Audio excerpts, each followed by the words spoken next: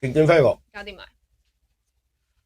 好啦，全部馬匹準備妥當，第9場2班1200米，立即展開角逐準備。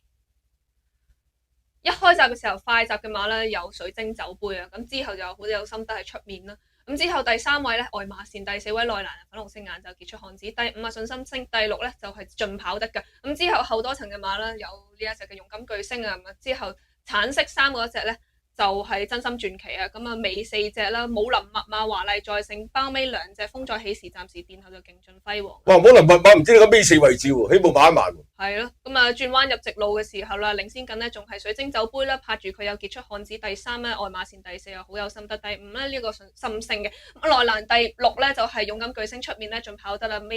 包尾多層咧就係呢一個真心傳奇武林密碼，暫時殿後咧就係勁進輝煌。好啦，向住直路進發嘅時候啦，領先緊咧仲係個水晶酒杯啦，咁啊出面咧有呢一個嘅進跑得喺度追啊，咁啊中檔咧有呢個愛馬線咧喺馬林中間咧喘到上嚟啊，咁跟住拍住佢又好有心得，內欄嗰隻傑出漢子就冇位噶啦，咁啊外面咧有呢一隻嘅信心星大外檔風再起時打緊上嚟，接近終點嘅時候啦，領先緊咧就係呢一隻嘅好有心得又贏啊，跑第2名啦，愛馬線，第3風再起時，第4要影相啦，水晶酒杯同風再起時喎。哇！影相爭第3，又好有心得，有冇咁勁啊？喂，武林密碼點解留到咁後嘅？唔知睇下睇出閘咩事？出閘嗰度應該可能